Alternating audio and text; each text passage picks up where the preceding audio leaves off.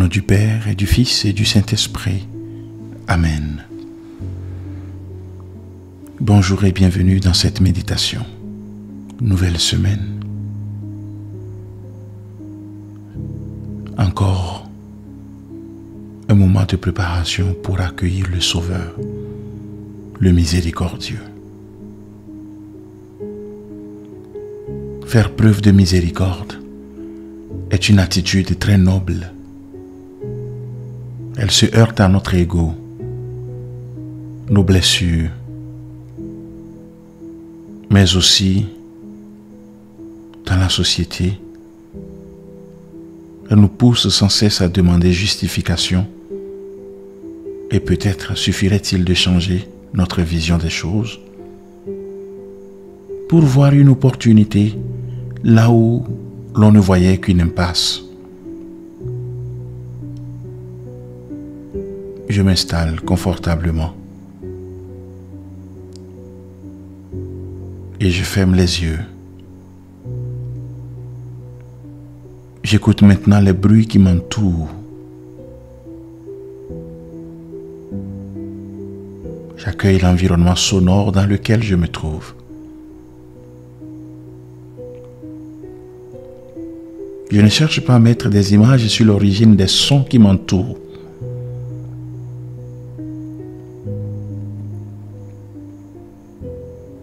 Je les reçois simplement pour ce qu'ils sont, comme des sensations.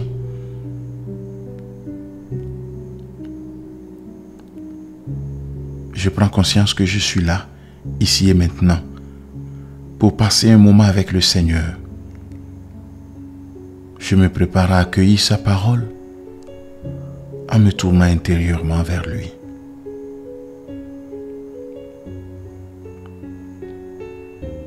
J'écoute cette scène évoquant la beauté du pardon et racontée au chapitre 7 de l'évangile de Luc.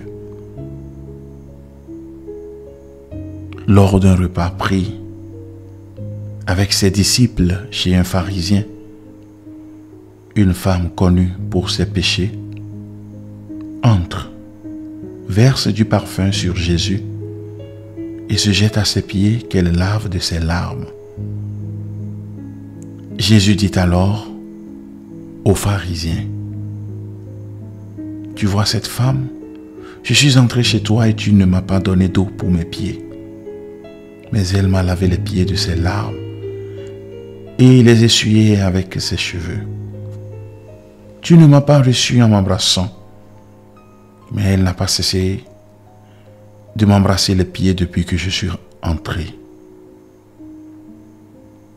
Tu n'as pas répandu d'huile sur ma tête, elle a répandu du parfum sur mes pieds. C'est pourquoi je te le déclare. Ses nombreux péchés ont été pardonnés, parce qu'elle a manifesté beaucoup d'amour. Mais celui à qui l'on a peu pardonné ne manifeste que peu d'amour. Aujourd'hui, je suis moi aussi parmi les convives de ce repas, à cette table. Moi aussi, j'essaie chaque jour de bien agir et je ne comprends pas toujours très bien pourquoi et comment on doit pardonner à ceux et celles qui agissent mal. Moi aussi, je fais face parfois à mes limites quand il s'agit de pardonner une offense personnelle ou d'une manière plus globale de me montrer indulgent et non jugeant.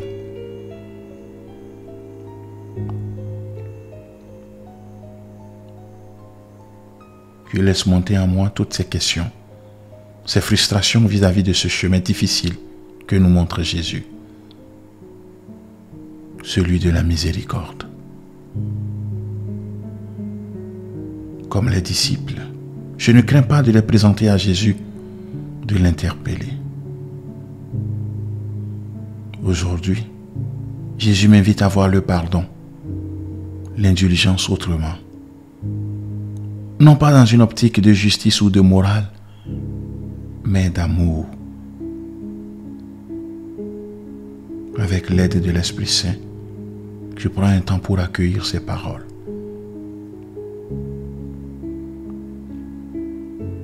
Je ne cherche pas à les comprendre avec mon intelligence, mais simplement ouvrir mon cœur à cette vérité. Celui à qui on ne peut pardonner ne manifeste que peu d'amour. Je les laisse me toucher.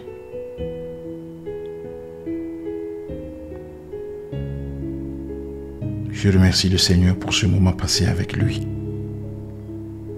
Et je reviens doucement à ma journée en me restituant mentalement dans le temps, le moment de la journée et l'espace, la pièce dans laquelle je me trouve. J'ouvre les yeux et je prie en disant: